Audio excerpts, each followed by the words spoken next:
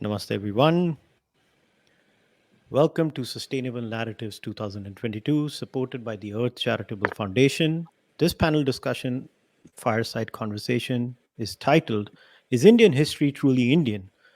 Joining us today for the panel discussion are Professor Makarand Paranjpe and Dr. Prakash Shah. Professor Makarand Paranjpe has his PhD from the University of Illinois and has been a professor of English at Jawaharlal Nehru University, or as we call it, JNU, for over 20 years. His latest books include Swami Vivekananda, Hinduism and India's Road to Modernity, New Perspectives in Indian Science and Civilization. Dr. Prakash Shah specializes in cultural diversity and law, religion and law, and caste and law, having published widely and lectured internationally in these fields. He joined Queen Mary University of London in 2002. He's a member of the Arts and Humanities Board, Peer Review College, and has received numerous grants, including from the British Academy. All right, I'll give you guys a brief idea about how we're going to be doing the discussion today. So, we're going to start with the opening remarks, where both our esteemed panelists are going to maybe share the views to begin with, and we lay down the ground, maybe 7.5 minutes each for both the panelists, and then we'll take it from there. So how about this, Dr. Paranjpe? I'll come to you first, then maybe you can start with your opening remarks, and then we can have Dr. Shahan too. So Dr. Paranjpe, over to you. The topic is Indian history truly Indian? Can begin with the question, is history truly just for historians? Because this panel has no historians officially speaking. I'm a student of literature and a reader of texts, and Professor Prakash Shah, as we all know, is a legal professor, and I would also call him a bit of an activist in the positive sense of the word. And Kushalji, you're the Charwak broadcast founder. So, in a sense, all of us non-historians are talking about history. Why is this the case? Simply because the discipline of history, at least in India, has lost a lot of its credibility. And there are a variety of reasons for this, but I can start with a really very, blunt and stark assertion that a lot of the famous historians were caught lying, actually, in the court, in the Allahabad High Court cross-examination on the uh, Ram Janmabhoomi Babri Masjid issue. Some of these historians, some of these archaeologists were found out, telling lies or not knowing what they were talking about, covering up the truth. And not just that, there's been, at least in India in the last several years, but I know also in the United States, a great deal of disquiet and dissatisfaction with the way in which Indian history has been taught and depicted. And I have access to documents from the NCERT, which shows that there were specific instructions to doctor these textbooks, especially of medieval history, which really were an attempt to whitewash the extremely, should I say, traumatic and violent conquest of India, which was never completed, but which was an ongoing project for several hundred years and resulted in tremendous vandalism, destruction of shrines, loot, slavery, rape, forced conversions, as well as the imposition of a jizya tax, a tax on non-believers. Now, these you can call them narratives, if you like, because as a student of literature, and that's what a lot of new historians have also been saying. These are narratives, because there is a certain amount of factual evidence, documentary evidence. There are records, there are eyewitness accounts, there are inscriptions. There's a variety of documentation that historians use to claim that their version of history is reliable, truthful, and actually the way things happen. But we know more and more that those same events, facts, documents can be rearranged, some can be left out, and you can create completely different narratives with supposedly the same series of facts or data. Now, the discipline of history itself is only a couple of hundred years old in the West. Forget about the rest of the world, in the modern sense of the word. So, when you read the classical historians of Greece, I'm not belittling them because their narratives are extraordinary for their times. And we actually, let's be honest, do not find parallels in India. But they're also full of myths and fables, what we would call today myths and fables, exaggerations, accounts of mythical beasts, which are elided when we read their accounts today. And even very reliable historians like Plutarch have been found to make a lot of mistakes, on rechecking their facts. So this is the first point, that the history, the discipline of history in India has fallen into disrepute or suspicion because of a complicity in an ideological project. That's the first point. The second point is that the discipline of history is seen more and more as an arrangement of facts and events in an ideological manner, with heroes, villains, plots, and therefore it resembles fiction really. So that's the second point. And the third point, really, which is also really very important, is that some of the most important so-called history books in India, at least, have been written by people who are not in the academy.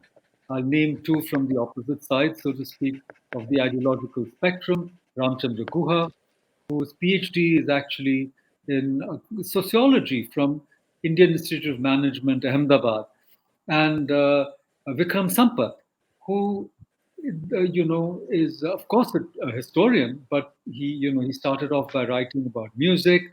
The point is, neither Vikram nor Ram Guha, both of whom I know well, are not members of the academy. They don't teach. They haven't, gotten past the gatekeepers who are guarding, what the discipline of history should not be. So I guess if the gatekeepers keep us out today, the gatekeepers themselves are being kept out, especially in India, and a lot of non-historians are rewriting the so-called history of India.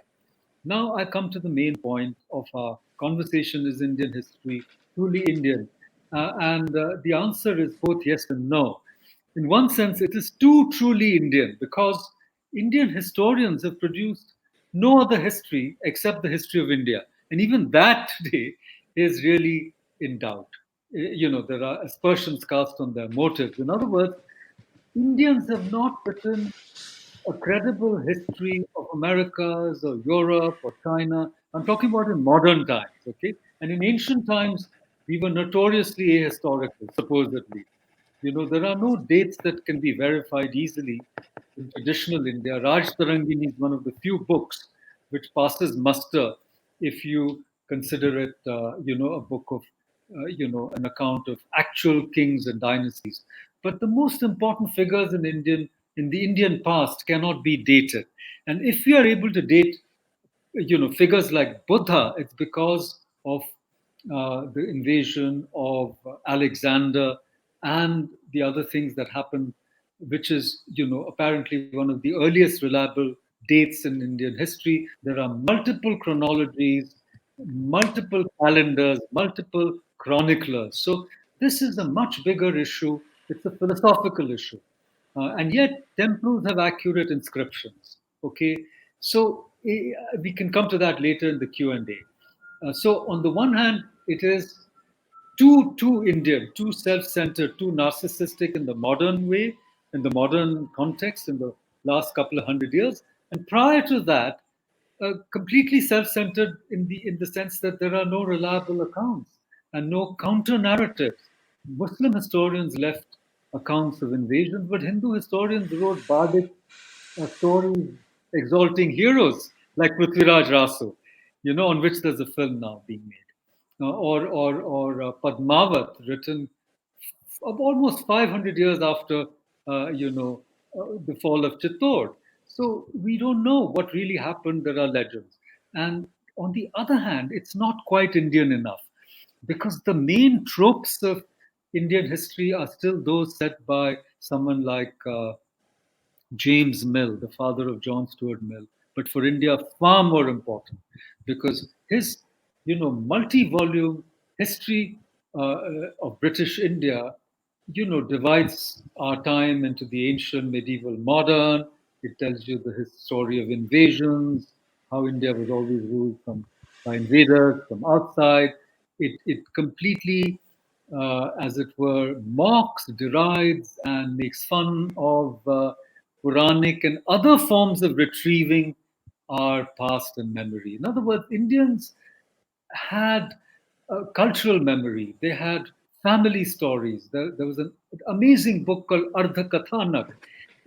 Ardha Kathanak, half a story, half a life. A contemporary of Akbar wrote it. But all of this was ignored, and Indians were dubbed as ahistoric and epistemically unripe, etc. You should read James's, history of British India, and then you got these schools of Indian historiography, and I'll end with this.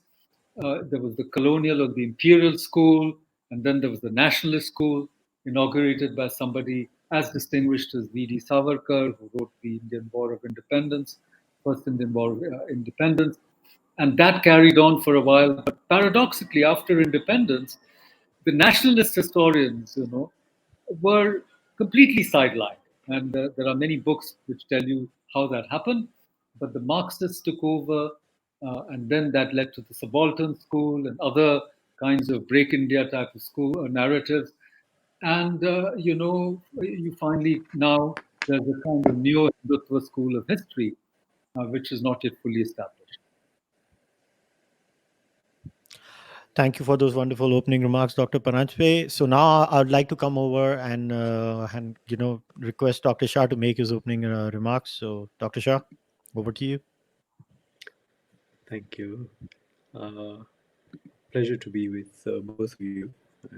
Actually, you're both better known than I am, so people are probably wondering who is this guy and what is he going to say. After all, he's not even a historian, as Makranji correctly said. Well, that is quite true. I was quite intrigued. Of course, I was intrigued to be asked to be part of the panel, but I was also intrigued by the title that we were given to speak to. So I tried to rack my brain, try to figure out what exactly is being expected here. So I came up with my own kind of response. And actually focusing on the title, the first thing that struck me was that we have two mentions of Indian, right? There is the first and the second. So is Indian history truly Indian? And I suppose the first use, they both seem to be intended to be different uses of the term Indian. So I suppose the first use is something to do with the kind of standard history that maybe being taught in India, maybe being taught in Indian schools, in history syllabi, the kind of thing that Makranji already talked about. So this is the kind of ordinary kind of history that most people, perhaps, as they're going through school and so on, will have been exposed to. And perhaps it also includes parts of that larger sort of, let's say, the history of India and so on. So, accounts of important figures or events that have happened in India and so on. So that's the kind of standard understanding, if you like, of what this Indian history could be.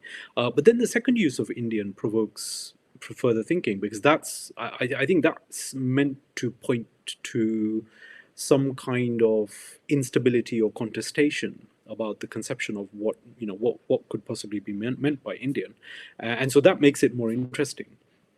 And the suggestion, I suppose, is that the first use of Indian is not quite so properly Indian as it might have been. And so here one could ask the larger question of why and how the past should be linked to an entity called India.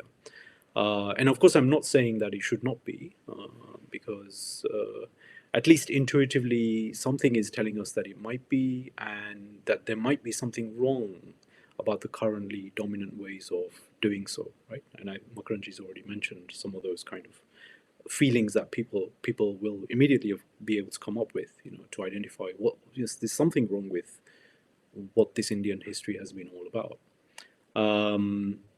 And of course, it begs the question here: what is India? What is the India here, which is presupposed by the use of Indian? Is it a country? Is it a nation? Is it a culture, or is it something else? Right? Altogether. So if we go into that, I think what I propose is to go into the second use of Indian, because that's where the really interesting stuff is happening. And as I said, I think it points to some kind of instability or introduces a kind of contestation into the first sense in several ways. So I've tried to identify at least four different sort of responses that one could make to that second use of the word Indian. So first of all, we might say it's about the official history, right? To do with the official historians of the. I won't go back into the colonial period. Makrunji's already mentioned some of these people, but the historians of the independence era, right? The post-independence era. Here, the state seems to be playing quite a strong role, as I understand it, in patronizing history, and there is a sort of quite kind of a whole groundswell of opinion now where people feel there's been a disservice done by presenting a certain view of the past, and that view is flawed because it doesn't adequately reflect other stories which could have been or ought to have been told about India or Indians. Should history be researched and taught as, say, the history of the ruling classes or of the subaltern ones? And of course, we know that both of these trends exist, and many other trends exist also. And then, of course, one can get quite microscopic and say, well, there was a freedom fighter who was imprisoned, and he asked for clemency, and when his prison conditions got too much to bear. And was that a sign of weakness, or was it done out of an understandable instinct for survival? But the question is, where do such disputes end, and where do they actually lead? What's the point of such questions which surround our study of history? And as far as I can make out, this dominant discussion in India takes this rather uninteresting form. The second strand that I came up with was to do with the problem that a history of India must be a nationalistic history of India. But within that, there are two possible responses. One response is, or the one objection, is that rather than being a nationalistic history of India, it ought to be talking about the struggles of the oppressed internationally, right? And thus conform to some kind of global logic, not any sort of national logic, because the national logic could simply be could only be a fig leaf, right, on the real history that we should be investigating, which is some kind of global logic of history. And here, Indians would merely be an appendage to the logic of history, right, to the larger logic of history, in which they are allocated a specific role, which testifies to the truth of that logic. And Indians would be interesting only to the extent that they play a role in this larger. Of course, I don't have much truck with this particular way of questioning whether we need an Indian history, if you like, or whether Indian history is truly India.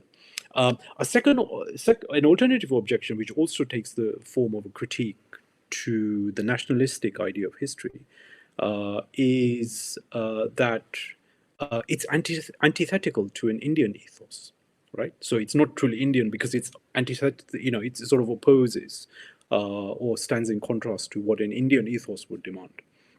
There is no need for nationalistic history, because to take this route would be merely to imitate the European model of nations as a people connected to a history, a kind of reinvention of their traditions, as the famous saying, as a saying after the famous book goes, and arguably actually destroys their past, right, in the process of traditions being reinvented to suit a kind of nationalist account. Of course, this would then neither would this be a decolonization, but an acceptance of the civilizational superiority of the West, because it would adopt its standard for what it means to be a proper country with a proper history, whatever actually that means. But we know that the allure of this nationalistic model is quite strong. As a teacher of law, there's plenty of material on the coercive nature of the nation-state model, which every country had to adopt in order to join the international legal order, right? So that sort of comes from my own discipline, but you can see the power of that idea of the nation-state. But here we could reference it in historical terms. The fourth strand actually involves, I think, a more fundamental critique to whether Indian history is a contradiction in terms, which is suggested already by the internationalist account and the sort of the reinvention of tradition critique of a nationalistic history. And this one has been raised by S.N. Balagangadhara, who questions whether history writing appears nothing more than a set of events or facts strung together in such a way that cannot provide knowledge to human beings. And Mukherjee, in your remarks also, you kind of reference this problem, how things are simply put together in an ideological sense. Balagangadhar talks about it in the sense of, resort to one's pet theoretical frameworks in order to string together this set of facts in, of course, a very selective way. And that history, he says, is inspired by the Christian idea that the past of humankind ought to be studied for its mistakes so as not to repeat them. And perhaps in its secularization, this idea of history has lost its way, which is in a way why we seem to be sort of detecting lots of problems, not just in the study of history in India, but throughout the world, actually. What is history after all? And this treatment shifts the issue from history to the past, right? Which is actually a sort of more capacious conception rather than history. Perhaps we can talk about the past and different ways in which people conceive of the past and different cultures conceive of the past. And it also raises the question: what is the use of the past? If every culture is looking at the past in some way, what is its use, right? And in the Indian context, if stories are an account of the past, and Mukherjee already mentioned some of these accounts of the ways of telling stories, the narratives in the Indian material, which is vast. In what sense are they an account of the past? Are they histories or are they something else? What is itihas in this context, and why is it not history? So there are lots and lots of questions here, but I think this is actually probably the most productive kind of critique that is evoked by the the enigmatic question that we have, or the title that we have. Does it mean that no history is interesting or important? I wouldn't go that far myself. I would not want to dump the achievements of specific dimensions of history research or writing. Should we not continue to be interested in a history of ideas or history of thought, or of areas such as the history of science, which have come up with tremendously interesting findings? But then we can still ask questions about what an Indian history of science would look like, if we can have such a thing. So okay, I'll stop there. I hope I've said enough by way of provocative remarks, so that Kushalji and Mukherjee can pick up the threads there. All right, so maybe I'll start with Dr. Paranjpe over here. So, Dr. Paranjpe, maybe so in your opening remarks, you spoke about what could be broadly classified as negationism in India. So, in India, negationism of some sort has been practiced when it comes to the narration of history. And from history, what we're trying to explain is history is a method of writing down events of the past as they happened through a particular lens. Now, obviously, in anthropological terms, we can have the emic view, the etic view, which is there famously. But even if we take the negationism at its face value, right, there is negationism. Um, to what extent can we say that Indian scholarship has had this negationism, and from where does that negationism come from? Is it because of the colonial gaze? And if it is because of the colonial gaze, how problematic is it then? Dr. Paranjpe, I think you're muted. You'll have to unmute yourself. Yeah, I'm saying that the whole accusation of negationism and denialism is actually based on the presumption that history is valuable and accurate histories are required for national self-apprehension and to become a nation. In other words, if you go by the kinds of questions that Prakashji raised, then you've already lost the battle. In other words, if you see the discipline of history itself as an epistemic imposition on the colonized, then the moment the colonized say, yes, we need this history, only we need our own history. Whether the imperial historians were Muslim conquerors, British conquerors, as the case may be, the idea that we should repossess our past with our own authentic history means you've already succumbed to the demand that a nation, a people without a history cannot be a nation.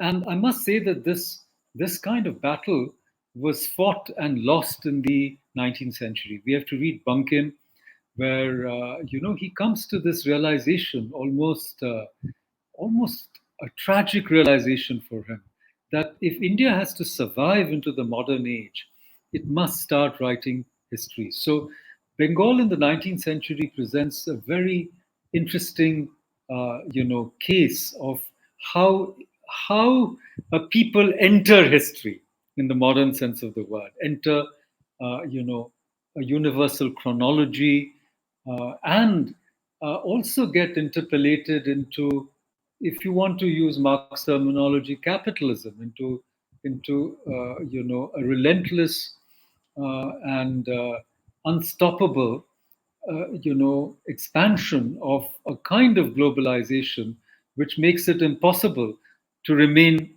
Jambu Dvipa in the classical sense, the self-centric Indian, as opposed to the theocentric, Judeo-Christian, or the world-centric humanist, or whatever the case may be. And so I think Bankim acknowledges, and then lots of Bengali writers, very interesting writers, Bhudev Mukhopadhyay, people tried to write. He tried to write a book, Swapna Labdher Bharatiya Itihas. So a history of India obtained in a dream, because it's only in a dream that you could conceive of a history of India at that time, because India was no nation, etc. And then the attempts to write fiction in a historical fashion. So historical fiction in India, people say that we were copying Walter Scott or something, but no, not at all. People like Bankim and other writers, why did they go to Shivaji? Why did it was all a matter of trying to create a national consciousness. Benedict Anderson calls it the imagined community, and it was through print capitalism that this community was, so to speak, imagined. So, coming back to negationism, I think that uh, as Prakashji said, at the popular level, the resentment is that they lied to us. I've already told you what the feelings were. They hid our history from us. And all of this was an agenda to keep us, as it were, enslaved intellectually, mentally. And if you read the description of our panel, it talks about Edward Said, his Orientalism as an epoch-making book, which calls into question Western representations of the non-West. But I think there's a bigger critique of Said, which is that he, was a classic negationist, a classic denial person, denialist. Even after 9/11, he was in denial. And Orientalism originates in a conversation, or rather in a polemic, that happened between him and Bernard Levin, who was a very, and so he was at Columbia, who Said, of course, and Bernard Levin was at Princeton, and he was, of course, he was Jewish, but he was a highly respected Middle East scholar. And what does Said do? This is before Orientalism. Orientalism is published in 1978. Okay, Said says that Bernard Lewis is not reliable because he's an Orientalist. You see, so that's where it starts. The as it were, legitimation of knowledge, because it's coming from a particular standpoint from the West, as it were, which is imperial, with the result that Said. In fact, if you read books by people like Daniel Pipes and others, they show how the State Department and American policy was set back by several years. They were on certain tracks, and because of this kind of Orientalism, there was so much, what they do, the red herring, when the hounds are, this is a British metaphor, I'm not British, but when the hounds are chasing some scent, you put red herrings across their path and the hounds can never find the quarry. So it took a while for American policy and even intelligence to figure out, what things like jihadism were, because the trails ran cold. So here's the point that I'm trying to make, that even if at a philosophical level or at a deeper meta-historical level, questions are asked, including those by Joydeep Bakshi and Vishwa Gluri, that the moment you succumb to the historical critical method, you've lost the game. You've lost the game, because then you want to date the Mahabharata, you want a chronology of ancient India, and you remove you end the notion that the Mahabharata is not a dead text that happened in the past. It's a living text which has to be renewed. And that renewal was the Sanatani way. Sanatani was, so to speak, not eternal in the Christian sense, but it was timeless in the sense that it had to be renewed. It wasn't in the past, it was never in the past. But the moment you adopt, as they say, the Germanic or the Western method, now for me, the only solution, within quotes, the only way out of this conundrum, I mean, there is Balu's way, but I find that we can't go into it in great detail. But if a window is only a two-way mirror, that is, it only shows the West its own face, I don't go that far. We are not so solipsistic. When I read James Mill, I learn about India too. It's not that I only learn about James Mill. I'm sorry, because he's marshalling things which no Indian put together in 1808. Can you imagine, the Maratha wars were going on, the British were about to be the paramount power in India, and no Indian had ever thought of writing a book about who these people were, these British who came in ships. Who were these people? Or where are these accounts? And similarly, where are Indian accounts of these Islamic invasions, etc.? So, how do we learn? So, I'm saying, for me, the only solution that I have found is what, only within inverted commas, or what I call a more productive solution, is what Sri Aurobindo does, in The Secret of the Veda. So, without compromising on what Sanatan is as a, complete civilizational outlook, which is coherent, which is contemporary, not just in the past, but which has something very valuable to offer the world. Okay, without compromising on that idea or ideal, he's able to use the philological method that we learned from the West. Unfortunately, we had Nirukta, we had other things, but we lost them by the 19th century. He's able to engage with the philological method of Max Muller and others. He's able to engage with the anthropological method, which says that these are phases of man and those were primitive human beings. He's able to engage with Hegel, with all the modern Western methods, and yet hold his own through a unique hermeneutics, which tells you the inner significance of the Vedas in a completely creative manner, which is that this is not about just about external deities or forces of nature. It's not pantheism or even panentheism, but these deities are psychological elements of each human being, which the Vedas, as both poetry and action, which is what mantra is. A mantra is a vibration, it's a sound, it's melody, it's art, but it's also action. It makes things happen in the real world. I mean, we have to read this as a great feat of, to my mind, intellectual work, which shows Indians how to be modern and yet not lose their exceptionalism. What makes us an exceptional, in a positive sense, civilization, as a custodian of a way of life and thinking which has been lost to most of the rest of the world, but it's still a living reality. So, this is a complex set of ideas.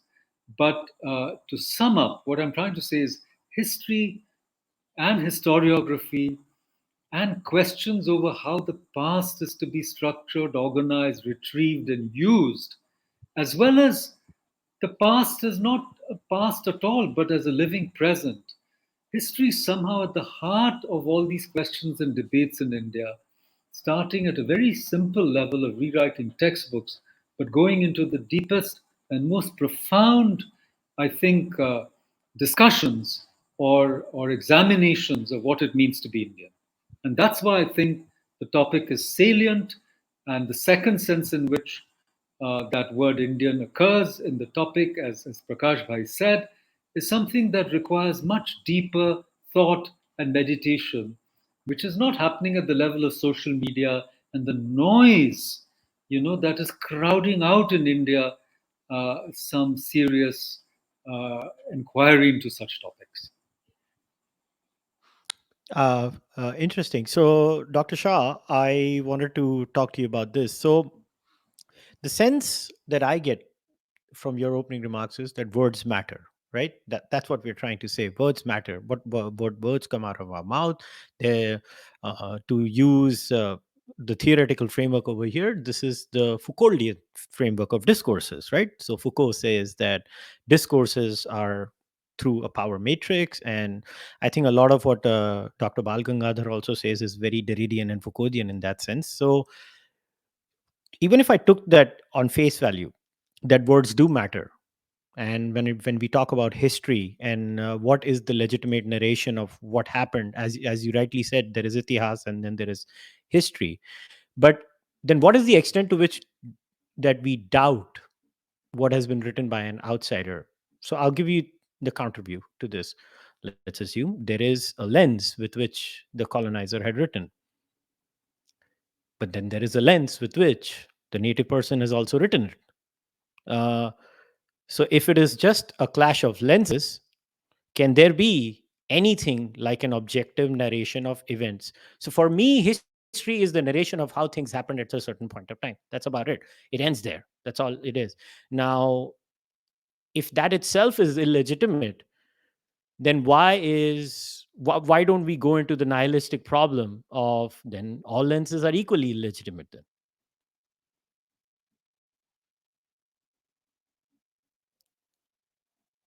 You'll have to unmute yourself, Dr. Shah. Right. I think you ended it as a kind of statement without a question mark at the end. Well, I'll take it as a question.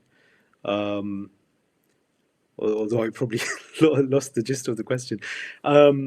First of all, I think Balu's let's say research program, I wouldn't say is really Foucauldian or Derridian. Um, in fact, I happened to be at an event organized in EFLU, in Hyderabad, where Balu gave a very interesting critique of Derrida, um, and which clearly showed that there's no way that he would subscribe to a kind of Derridian research program, let's say. But let's leave that aside, because that's sort of like more by way of a footnote. Your main question uh, is would you mind re-summarizing what is your main question actually? So, if everything is about discourses or the lens through which you narrate events, Hmm. which lens is legitimate? Yeah. Um, is it about legitimacy, or is it about how one acquires knowledge about, I don't know, any phenomenon, right? I mean, going back to Balu's critique of history or the conception of history in the West, which, as Mukherjee rightly says, the Indians have sort of imbibed through through a series of, uh, let's say, um, I mean, the Indians have basically tried to absorb with various degrees of success, if that's the right term. Um, but the more fundamental question that Balu raises is, does history, in the way it's done, does that produce knowledge? Right. And here, of course, you can isolate things. You can say, well, as I mentioned earlier, history of science is very interesting. I find it really tremendously interesting, and it seems to provide some kind of keys about certainly how the West tried to uh, get close to something that we might describe as knowledge, right? The kind of keys that it used, the tools that it used, the methods that it's used, the intellectual culture that it developed, and so on, that it fostered, and so on and so forth, right? So there's something very interesting there. It doesn't mean to say that history of science has all the answers, but it provides some very interesting clues, which we might say are steps to developing a kind of knowledge about a phenomenon in the world. But if you look at historical explanation per se, you can ask the question, if it's just an arbitrarily strung together set of facts, does it actually produce knowledge? So I would say the right question is, does this something that we call as historical explanation, does it lead to knowledge? Rather than asking the question about legitimacy. Because then, of course, as you rightly say, you can pit one account against the other, and there's no, and that goes to my point about the kind of traditional conception of history, which is also being done in India, which is that, you have an account and then you have a counter account, right? You have a narrative and then you have a counter narrative, and nobody's any the wiser. If I say that this particular political prisoner who is in the public eye because of a biography that's been written recently, you might say, well, he was not really true to his principles because he asked for clemency. And another person might say, oh no, it's understandable that he did so. And so what? Where is that leading? Where is that discussion leading to? It's not providing any knowledge about human beings to me.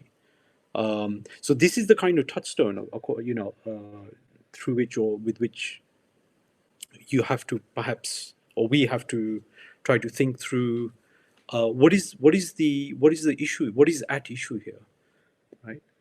Is it about legitimacy? Not a very interesting discussion. But is it about knowledge? A very interesting discussion, I would say. I don't know if that Okay. properly answered your If question. is it about legit? Maybe I'll get Dr. Paranjpe in here too. Dr. Paranjpe, if it is not about legitimacy, is it about truth? Precisely. This is precisely the point. For many in India, it's only about power. And power is cloaked with the notion of legitimacy. But it's about a narrative that props up power. And there are, see, for example, to answer Prakash Bhai's question, why do I find, uh, let's say, James Mills's History of British India interesting? Because it gives me a clue how the British were able to conquer India. It was a conquest of knowledge, by knowledge, as David Koff, a very famous so called Orientalist, a good sort, in my view, put it. So the conquest of India was a conquest of knowledge. People who had greater knowledge of material things, of navigation, let's say of armaments, of gunpowder, of strategy, whatever. It's the people who were smarter, who had better knowledge, more reliable knowledge, and better systems. Because if you're to read other non historians who are more popular than historians, like William Dalrymple, then his argument is that the British East India Company succeeded because they paid their soldiers and they paid them in cash, in silver. Whereas most of the other armies, the payment to the soldiers was contingent on winning. So if you lost, the soldiers were disbanded and went about looting the countryside.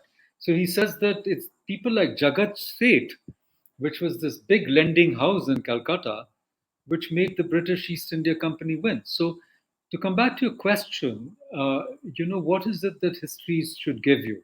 Is it knowledge? Is it truth? Because truth is another category. And what do we mean by knowledge? What do we mean by truth? And knowledge about what?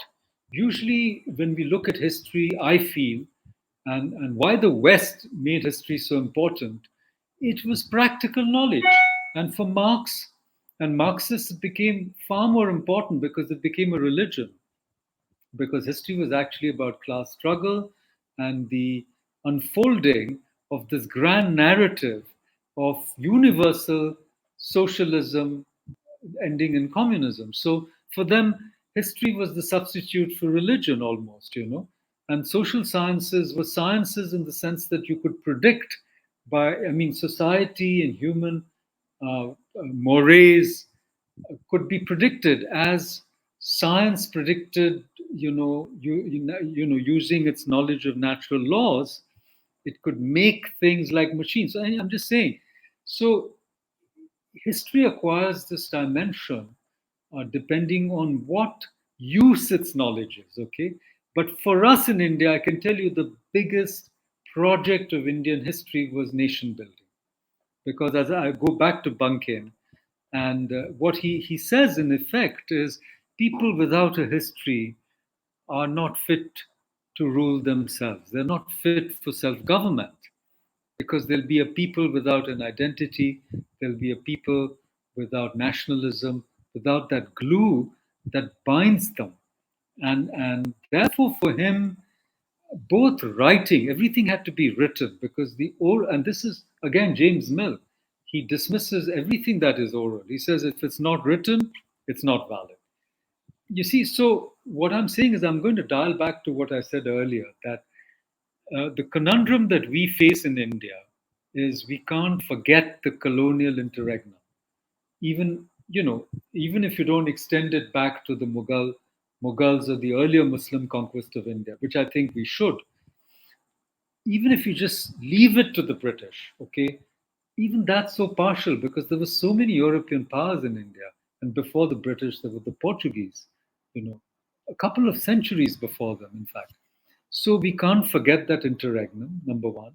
We can't also ignore the modern world, which works according to a certain logic, like contracts. Okay, you're in the law school, you know better than me. But without contracts, you don't have business. Without enforceable contracts, so what I'm simply saying is we need modernity. We need to be members of this modern world and equal members, not subservient or second class members. And that's why we are fighting over this misrepresentation of caste and such other things, in which I must congratulate or at least praise the efforts of Prakash Bhai and others. It's a fight, it's such a deep struggle. And it involves all these questions of history, epistemology, whose knowledge, utility, justice, fairness. And, it's like saying this is not acceptable in a modern society, for example. That's why this should go. So I'm saying we are struggling with all of this, and it's a struggle for survival for these Sanatanis, us Sanatanis. And at the same time, we can't say we are merely modern, we're just like everybody else. No, we have this completely different way of understanding ourselves, understanding the world, which brings us to the question of what's it for? What good is that knowledge? And I don't want to use that word. It's not knowledge that's good for salvation, because salvation implies another world. It's knowledge that gives you freedom from suffering, which is what everyone wants, whether you have COVID or not. And that's why we are getting medicalized. And this is a non-med. I mean, every single thing that we now consider valuable from our past is all about this. It's whether it's Buddhist or Jain or Hindu or yoga or Sankhya. It's about how to put an end to, suffering of a deeper existential sort, which can only come from knowing who we are, etc. So I'm saying today we don't ask that question, what good is that knowledge? What good is itihas? Itihas, when we say so it happened, it doesn't mean it's measurable and quantifiable or meets the protocols of the modern discipline of history, but it speaks to a deeper, maybe archetypal, to use a Jungian word, an archetypal dimension to our quest as human beings, which Arawak also does.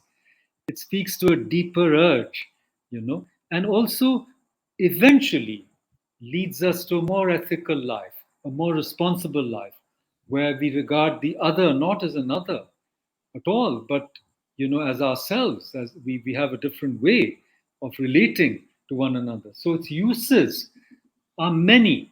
So that's why I'm saying that the question of history cannot be simply swept aside or dismissed in a reductive fashion, because uh, it actually touches on what it means to be Indian in whatever 2022. Fair enough. So, Dr. Shah, so I guess I'll come back to you, and then maybe this could be my last question, and we can go into the Q and A then, because there are a few questions that have been passed on to me. So, what could be the alternative ways? You did touch upon one of the ways which Dr. Val Gangadhar talks about. I mean, loosely called decoloniality, which is a Latin American school which looks at history in a certain way, or there is postcolonialism. And so maybe I'll add, as in Hindi we say, kahani mein twist. So I'll add a twist to it. So uh, Dr. Paranjpit spoke about how Indians should also start writing the history of the world, right? Dr. Paranjpit did mention that. Now, when, if and when, I mean, we start writing the history of the world, which is a process where we look at other cultures and we start narrating the events as we saw in those cultures. If these are we going to be accused of Occidentalism, Dr. Shah, then? If they are accusing, and we are accusing them of Orientalism, if you know what I mean.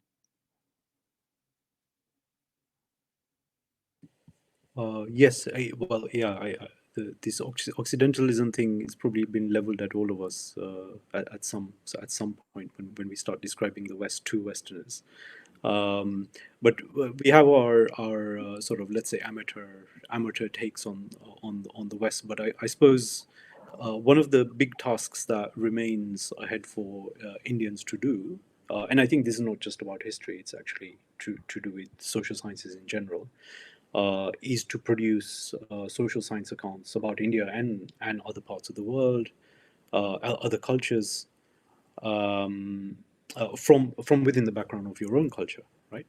So how if you know the kind of question that if Indians or Asians were to write social science accounts, which they didn't, to well, as they didn't develop the kind of social sciences that the West did anyway, what kind of things would they have written, right? Uh, Now, in the past, the Indians didn't produce those kinds of accounts, but what would they do today now that they have an acquaintance with Western social sciences and uh, you know the opportunity to do that, right? So that remains a big question, and in fact, it's a crucial question, which also unlocks the problem of colonial consciousness among Indians and other colonized societies, right? So the way in which we have been looking at the world um, is primarily by accounting the Western, accepting the Western account of ourselves and of the West itself, right? So we have this sort of double bind, and one of the big tasks ahead is to try to understand what made the West what it is, how the Western culture developed, and how it is that it then transmitted those self same ideas to to the colonized societies like India, right? And also forced Indians to accept an account which was developed by the colonizer about themselves. So that's why it's very, very important, particularly to study the West. Of course, it's important to study other societies as well, right? But the kind of impact that the West has had on a country like India, on a culture like India, um, is very fundamental. Is very, very, very formative, right? In shaping the current condition from which we are speaking. So that's a big task ahead, and I would say it's not just a historical question, right? In fact, it's probably from little that we can say about what history is today, it looks like history will be one of the least productive paths to trying to understand other cultures, except if we ask the question, what made the let's say a culture like the West such a historically self-conscious culture? So can I leave it there, or is that Sure. adequate So, enough I answer guess for the we moment? still have a few minutes. So I can maybe we can have just a few discussions here, three of us. So I still, I don't know. I'm still trying to find that answer. Does the truth matter or not? Because at the end of the day, it's a fundamental, I guess, difference of opinion that I seem to be having here is that what is the purpose of history? If knowledge production is the purpose of history, is something we all agree about. But what is the purpose of knowledge production? Then I would follow up with that. Like, at the end of the day, what purpose does this entire process solve? Okay, knowledge produces what, and then what happens? And what happens is, whether we like it or not, people know what happened at a certain point of time. We may not know the exact date, which is why itihas and history have slightly different connotations here, Dr. Paranjpe. But at the end of the day, the truth has to matter. If the truth doesn't matter and everything is just narrations of what happened in different ways, then what are we doing here? We're just talking past each other, and then we might as well come up with anything. Then why do you know then why, if I was to bring in, and I'm going to plug in a very interesting article that you wrote on Swarajya magazine about Swami Vivekananda's quotes on science, and how he said that what I'm doing is not exactly maybe the scientific method. The scientific method has a certain way of arriving. There might be overlaps here. So then if there is no such thing as truth, then why not send in a flat earther to a physics conference too?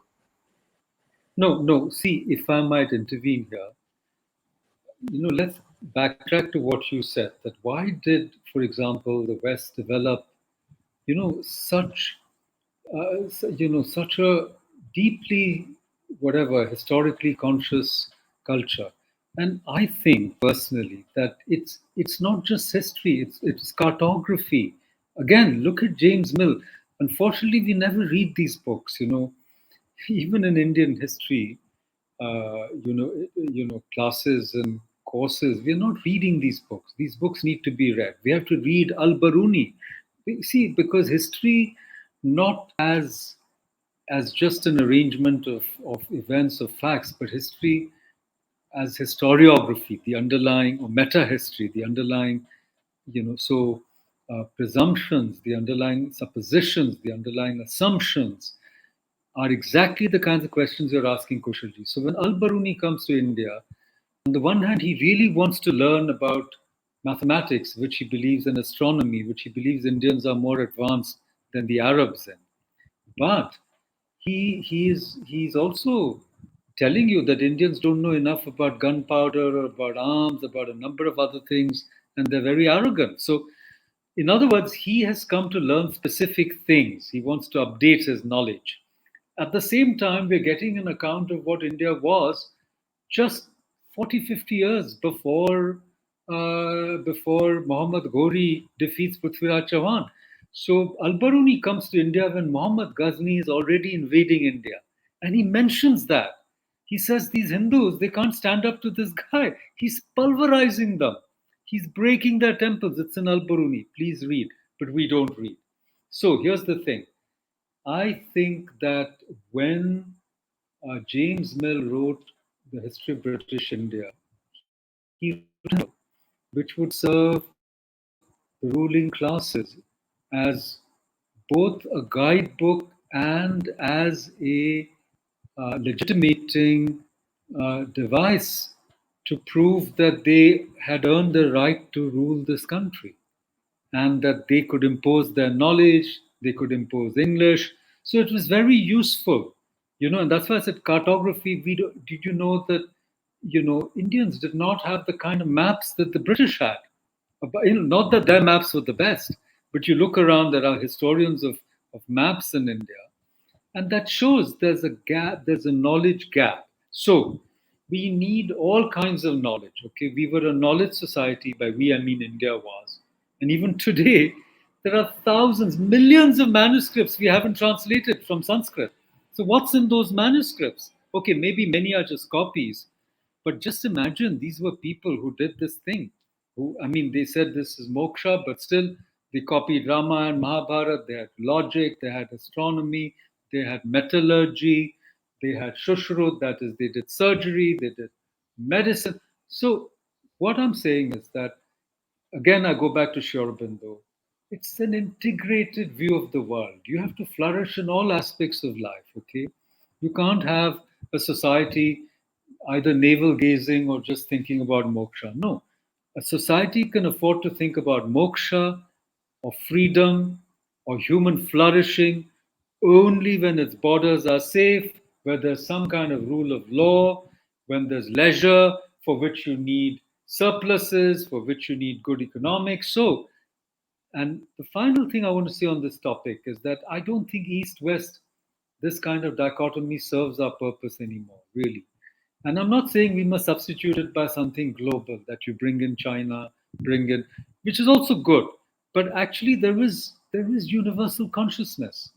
Okay, I mean, human beings all over the world are really just following best practices. Okay, but their values differ. So, I take up Prakash Bhai's project very seriously if someone wants, I mean, take it very seriously if someone else wants to take it up, because you must do you must do an anthropology of people who are not afraid to, let's say, kill other people, whatever. Whereas a lot of us would believe, oh, you're going to go to hell. I'm saying, what mentality is it? And I've discovered some very interesting things, that the grandfather of Muhammad Ghori was a Buddhist. What's going on here? How is it that people who said that you should not harm anybody, there should be Panchashil, that if you make someone else unhappy, you'll become unhappy, then become, these fierce warriors, etc., etc. So the point is, these all these counter histories are really important, because and we have something like that. We have a Bhavishya Purana, okay, where even the destruction of Indian civilization has been accounted for.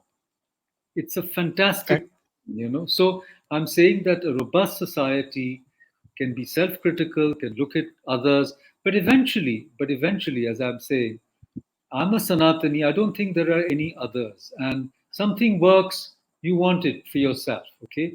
And the West worked for us up to a point because they could do things we couldn't do. And after a while, it stops working, because either they're doing things we are not interested in, or we do things better than them, or we start copying the Chinese or whoever it is. So, Hmm. so fundamentally, I'm saying that we should not get into this colonial trap. So the point is, say we are colonized, now we can't react. And the decolonial, as I understand it from Walter Mignolo and others, is actually a third space. It's not a space of being colonized or being, an anti-colonizer. It's a third space. It's actually a space of being free, and it's knowledge that can give you freedom. When you understand that colonial system, you understand your own reactions to it, you understand whatever attempts were made to escape from it, and that produces a third space. Okay. Fair enough. Now, Dr. Shah, before I move into the audience questions, if you have to make a quick point, please make a point, and then in the meantime, I'll gather the audience questions too. Yeah, just take on this issue of truth and knowledge. I wasn't really clear if you're using them interchangeably, but it's very important to keep them distinct. Um, and we might say, Balagangadhar makes this claim as well as part of his overall critique of the idea of history, which is that while the West has gone for truth, let's say Christianity is the truth, right? God is the truth, and so on. The Indians actually took a different route and talked about knowledge, and the seeking of knowledge. And just to sort of round it off, it seems like the aim of this knowledge was really something that Makranji has already been talking about, right? Which is some kind of conception of happiness, or some human happiness.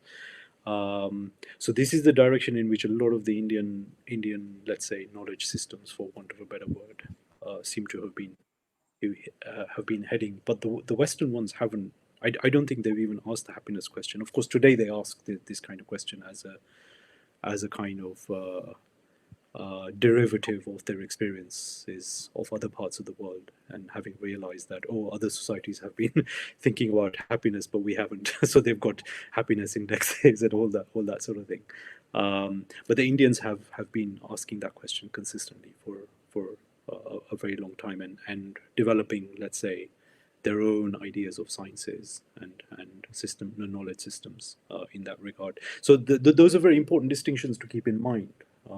Where does truth stand and where does knowledge stand? And that's why probably you might find that the Indians are singularly disinterested in asking truth questions. This is not something which has been of primary interest to Indian culture, as far as I can make out. You both I look really quite don't agree with that, skeptical. and I think this is where, yeah, I'm actually deeply critical of the Bal Gangadhar view that Indians were not interested in truth. In fact, but I'm not gonna waste some time on this. This is why I'm very critical of decoloniality too. I think it's a complete misrepresentation of the Indian way, as if Indians did not care about the truth. Anything goes. Everybody singing, holding hands and singing Kumbaya. I mean, the truth did matter. Just for one example, this the Saptabhangi Naya of Bhagwan Mahavir, Anekantwad. It has 7 steps of attaining understanding knowledge and using epistemology, but it ends with there is a reality, there is truth. And you read scripture after scripture. I mean, the one thing Charvakas cannot be accused of is not reading Astika literature. We do read them so that we can critique them. And not no, nowhere did Yeah, once in my I think that the confusion is over notions of truth. What constitutes truth? That, see, for Indians, by and large, as I understand it, truth was sat.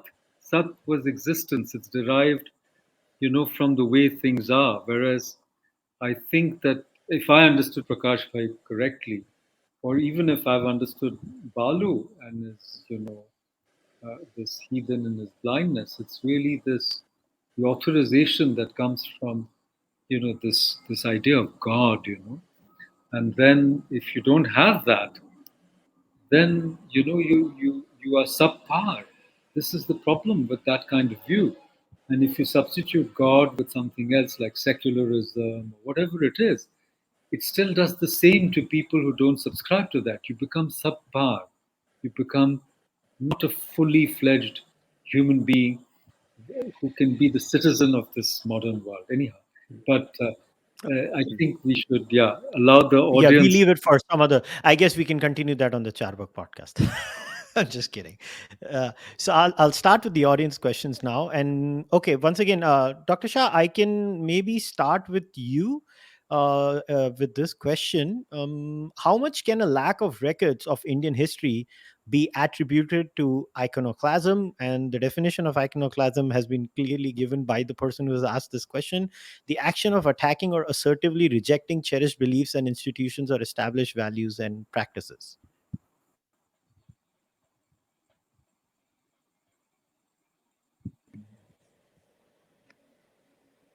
I'm really not sure if I understood the question, but or the link between iconoclasm, and I think it's an odd definition of iconoclasm as well.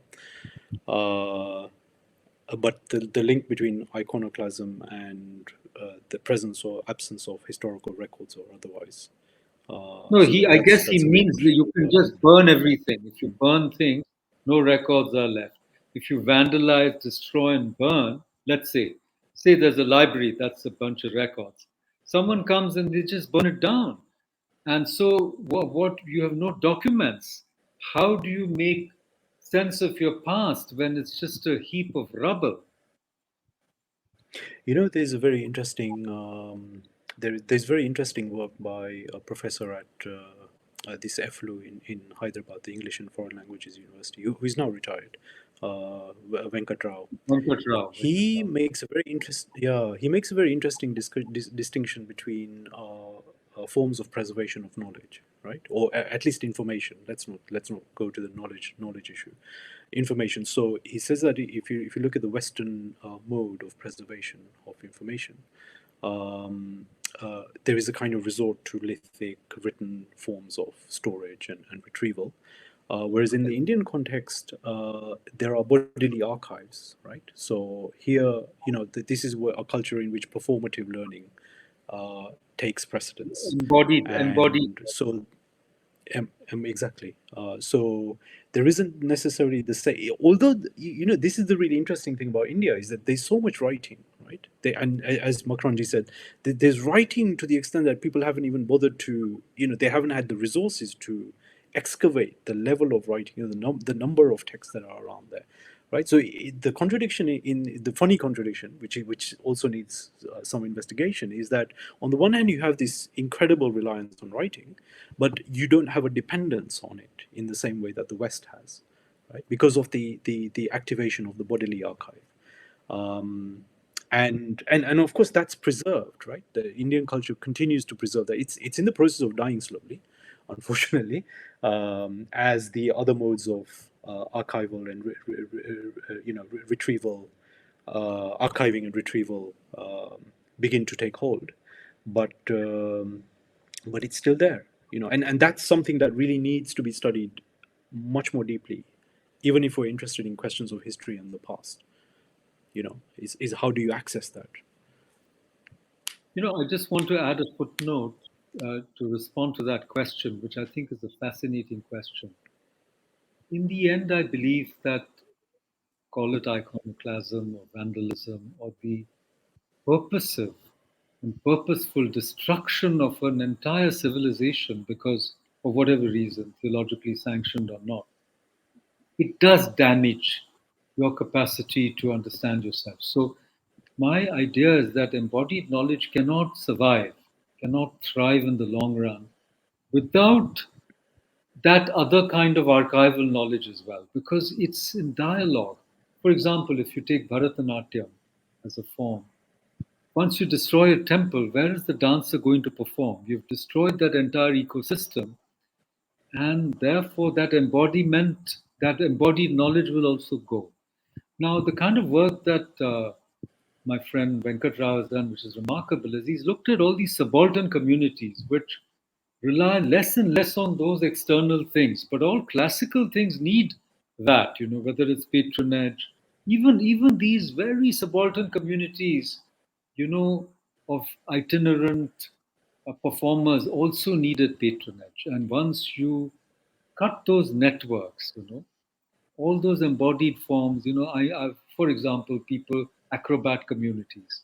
Today you find them begging on street corners in Delhi because, and that embodied knowledge is going to disappear because, red light or crossing is not the place to learn that knowledge. In fact, it's very dangerous, etc. So these are very serious issues. But yes, I think that many, you read this book, The Destruction of the Ancient World, by Christine Nixie, and then she tells you how Christianity destroyed ancient ancient Rome and Greece. It's a fact. It's also a fact that later, when they got secularized, they tried to put it together. Even today, the Forum is being rebuilt. You go to Rome today, the Temple of Athena and all these things are being rebuilt. So, yes, the answer is simple. You can destroy. I know that, for example, when Devgiri fell, what happened? Python next door was a great, place of learning, and the whole thing was destroyed. And these people who knew these things went and fled to Banaras. So this is what happened in India. People knew something, they fled, and when Nalanda was burned, they went off to Tibet. So somehow things survive. But if you burn and destroy, it can happen today. I believe we're on the brink of a new dark age. Wonderful answer. Dr. Paranjpe, I absolutely love this question. I have to ask you this one. So, there are a lot of comments in the chat. People are asking about Ramayana and Mahabharata. Otherwise, we call them Itihas, right? So, how should current Indian historians living in India approach Itihas then, Professor Paranjpe? If I was to ask that, I think this is a wonderful question. It's a question. I think now certain departments of history are opening with the multiple ways in which the past was preserved. Okay, and these include epics, itihasas. Puranas are also called itihasa in a way, and all of Smriti, as it were. But in addition, folk tales, bardic narratives, and a whole other variety of things, because all our arts were narratives. That's why they're called katha. Kathak is also a form of narrative. So I think people are opening themselves up to that. So if you see a Kathak performance, okay, where someone is performing, let's say Surdas, that has some historical potential, even if you want to retrieve from it, some idea about its times, because that is what hermeneutics is about. It takes what is available, and from that it attempts to reconstruct what you need to know, as it were. The subalterns did it, but I think all these Latin American so-called magic realism. Why did magic realism happen there? Because they had to come up with some way to understand things which had been destroyed, right? So you invent. So what I'm trying to say is that I know in JNU, one of my friends, my colleagues, Professor Hiraman Tiwari, he has a reading class of the Mahabharata. So it's an MA history class. Whoever joins, they just read some pages of the Mahabharata. The whole semester goes like that and explicated, read and explicated, without asking questions as to how this contributes to our understanding of ancient India. But it does. It does. So I think we are taking these things seriously. But personally, I'm a bit skeptical about attempts, so called scientific attempts to, sort of read these texts and then decode them, say, oh, this happened, this is some astrological significance, so this is some astronomical thing, so this happened, this is the date of the Kurukshetra war, this is the weapon used. I would rather use archaeology. I want to see the weapon. I want to see what, and we haven't found any of it, unfortunately. We haven't found a chariot. We haven't found a weapon. We haven't found a motor. So this is it. I would go with that. I wouldn't go with looking at the text and then trying to extrapolate and then create some kind of a historical text out of it. No, I think they should remain itihas without calling it a myth, because the myth has this bad modern connotation of being a lie. No, a myth is not a lie, as we know. Mythos, even the Greeks, ancient Greeks believed was a source of knowledge, just as logos is a source of knowledge. And this is where I think maybe we should end, that, the idea that truth is not singular.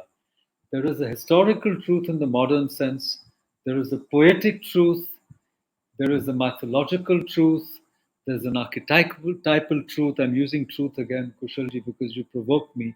There's a spiritual truth. And these do not cancel each other, okay? You can't like subsume them all under one grand narrative.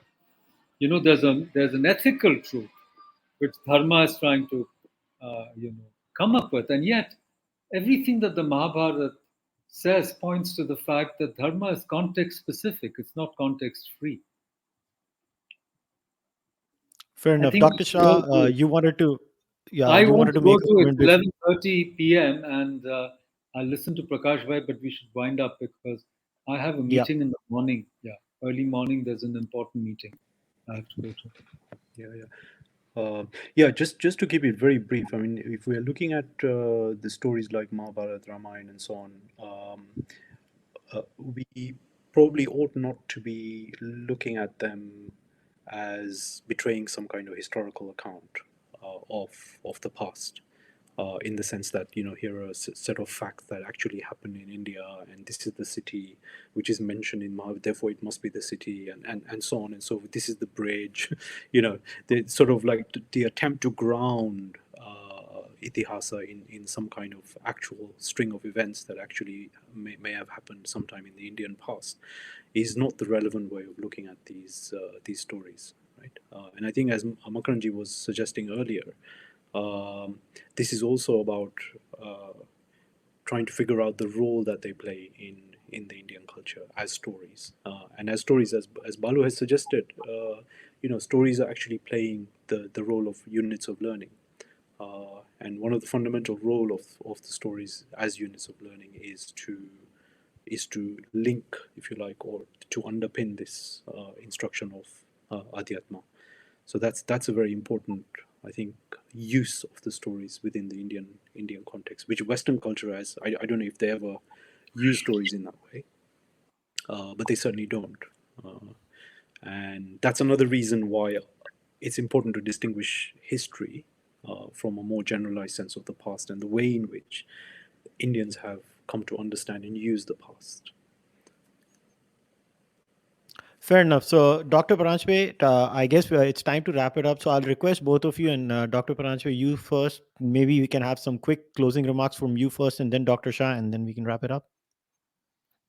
I think this has been a very interesting panel, and it's a conversation that needs to continue. Maybe with some historians next time. There are some really good historians who are, should I say, not so tainted within quotation marks, and we have to include them in this. But I think history is too important to be left to historians, and I'm happy there's a general interest in it. So sometimes it goes in a direction which is eventually not going to be productive, though it's going to create, more smoke and heat and fire than light, perhaps. But we respect these sentiments, and the only thing I want to say, one thing I must say that I find it astonishing how easily even extremely educated people, develop a herd mentality, HERD, not HEARD, when it comes to some of these contentious topics. And that is because I think of some stalwart, I would call them celebrity intellectuals who have huge followings, millions and millions. They attack people, they say responsible things, they plant conspiracy theories, they get people riled up. And I think that that's not the way. We have to produce better accounts, better, translations. Just look at, after independence, the kind of historians we've produced. They don't match the older historians, whether it's Jadunath Sarkar, R.C. Mojumdar. There's no comparison. Similarly, translations or understanding of our older texts. There's no critical edition of the Mahabharata after Sotankar. I mean, this should be a 20-year project. Every 20 years, we should be doing this. So instead, we are just doing polemics in India. And this. I wanted to end on this slightly sobering note that this is not the way. This is not how we are going to be a Vishwa Guru. Okay, but again, I leave it to the wisdom of our viewers to think through some of these things and see what we can do as the next steps forward. Dr. Shah. Yes, I'm quite conflicted actually because what Makaranji I think earlier said about the loss of credibility of historians in India. I would say that this is endemic across the practice of the social sciences and humanities in India. Um, the West is experiencing something similar as well, if truth be told. But in India, I think this is the let's say, for want of a better word, corruption has has seeped in so deeply that it's actually very difficult to see a way through to rescue the practice of social sciences and humanities in India. And I don't think these importation of liberal arts, fancy things from the United States and so on is really, it would just compound the problem. I think not solve the problem. And so it's pretty difficult to for anybody, I think, to recommend a way out of the morass at the moment. But we have to introspect quite deeply and to figure out actually what's gone wrong and what is the route out of this mess. Fair enough. More knowledge, Well, not less. More knowledge, not less. absolutely. More knowledge, and hopefully, we all get to the truth. Just kidding. It has been a wonderful discussion. I got reminded once, Professor R. Vaidyanathan cracked this amazing joke in one of his talks. I remember it was years ago. He said, India history is a funny business. He's like, history changes with political parties changing. Vajpayee was prime minister, Aurangzeb became a bad person. Again, Manmohan Singh came back, Aurangzeb became a good person. So history in India has become such a politicized subject that I think Professor Paranjpe was absolutely right that the problem with the entire process of history itself in India is that it has become so hijacked by players, if I was to say, with agendas that at the end of it all, what I would say is that the truth is the victim, because Indians, if not anything, Indians who live in India, the least they deserve to know, in my opinion, is what actually happened in their past. And to even deny the Indians about that basic privilege, that we don't even know what happened in our past, and there's a debate on that. Okay, I get it that there is nothing is written absolutely on a stone. History is as good as the kind of information you have, but it doesn't mean that we don't know anything. And maybe we can all leave ourselves with this question in our own brains, that if epistemological systems are different between groups, no, are we ever going to agree on an accurate account of history? And is there any such account? So maybe I'll leave you all with that. And I want to once again thank both Dr. Shah and Dr. Paranjpe for coming here and sharing their insights. It's been an absolute pleasure to host this alongside them. And thank you all for joining this panel discussion and fireside conversation at Sustainable Narratives 2022, supported by the Earth Charitable Foundation. And thank you to our speakers again for coming out today. If you want to find out more about Vichaar Manthan, please visit the website. And if you would like to get involved, feel free to visit their booth in the booth section of the Air Meet. I'll leave you guys at that. Until then, take care. Bye bye.